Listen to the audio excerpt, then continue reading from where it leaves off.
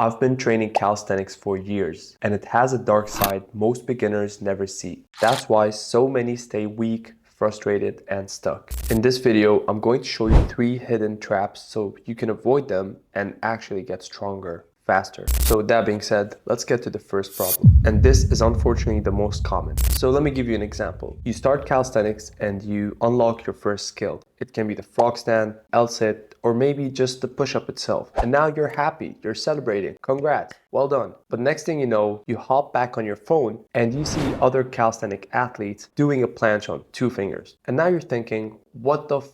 I'm cooked. This is a trap which every beginner falls to, and it's the comparison trap. It frustrates you mentally and it makes you think twice about doing calisthenics. This demotivates you to continue because you realize how far you are from making it to the top. But it keeps getting worse because they run into the second trap, and that is the plateau trap. 99% of beginners grind for a month, especially after starting. And very soon they hit a wall where they stop making progress. This is why I say 90% of people who start calisthenics quit within the first 2 or 3 months. Some even quit in the first month. This is very common because of a few reasons. One, there's a lot of information which overwhelms beginners, and this feeling leads them to quit. Another problem is that their workout structure is pretty bad and it doesn't get them the results they want to see. So imagine you spend your first days in calisthenics only to realize that you are getting nowhere. If anything, it just demotivates you every session as you realize that, holy shit, it's actually difficult. But now going to the third trap which everyone falls to, and that is the injuries. I would also add injuries from ego.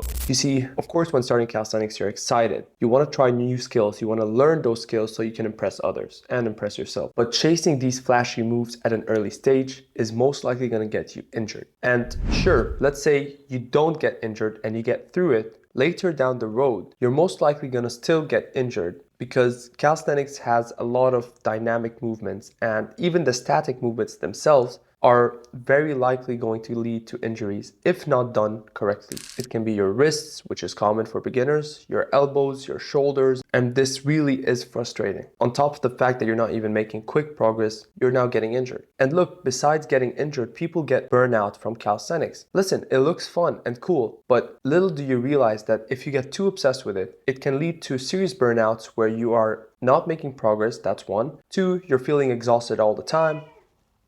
That's my cat meowing. And 3, you can slowly start to lose your motivation for calisthenics. And now you're probably thinking, is there a way to avoid these problems or this dark side of calisthenics? And here's the good news. Of course you can. I have 3 simple solutions I want you to follow. Solution number 1, you need to stop scrolling and comparing. The only person you should compare yourself to is yourself. And you might ask, well, how do I stop comparing myself to others when I'm constantly seeing other people? And also, how do you compare yourself to yourself? Good question. First of all, when you see other people on social media, I want you to think about it this way. If this person can do this, why can't I? And you also have to remember that those people you see on social media have been training for years, and some of them have been training since they were very young. Everyone had a different background. Stop looking at them as gods. They're just like you.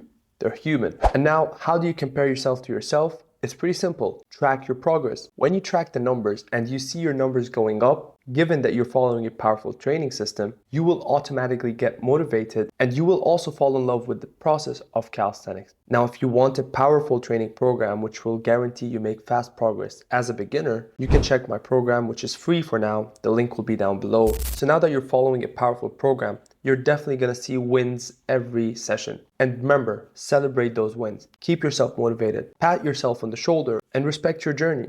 Respect yourself. Be proud of yourself. You're better than the person you were a few days ago. This is a big accomplishment. You're doing what your older self couldn't do, whether that's learning a handstand or frog stand, whatever. You get the point. And now solution number 2, fundamentals first and then skills come after. This will also help you avoid any injuries. Now with these fundamentals, what you want to focus on is progressive overload, which is simple. Make it harder every session. How do we do that? You can increase the reps, You can increase the sets, or you can do a more difficult variation. Or you can also add weight to the exercises, whether it's pull-ups or dips. But I'm assuming that you're still new to calisthenics, so don't worry about all this adding weight stuff. Just make it more difficult, simply by increasing reps or sets. And now moving on to the third solution, and that is to go step by step. Every exercise or every skill has progressions. Take it slow, follow each progression, and make sure you master the progression well before moving on to the next. This guarantees that you're ready for the next progression, and it also makes your progress smoother and faster if you do them right. But a lot of people actually skip a lot of progressions. I've seen people who think they can do full push-ups, but the truth is their push-ups are just terrible. Why? Because they skipped the previous progression, which can be either the knee push-ups or maybe an incline push-up. And if they're not doing these correctly, then how will they ever achieve a clean push-up? But the progressions alone is not enough. You need adequate rest days and good recovery so that your joints and muscles recover well to prepare you for the next session. Otherwise, bam, you're gonna get injured. And listen, I know you might be a little too excited for calisthenics sometimes, but do not obsess over it. Take it slow, don't rush. The faster you try to go, the slower you will go. This is something you need to remember. It's not a race, it's a marathon. And now after watching this video, you're probably thinking, is calisthenics even right for me? You probably still have doubts on whether it's the best thing for you. So before fully starting and committing to calisthenics, you must watch this video right here. It will clear all your doubts and give you the best guideline so you can begin and become a beast in no time. If this video is helpful, subscribe. I'll see you in this video.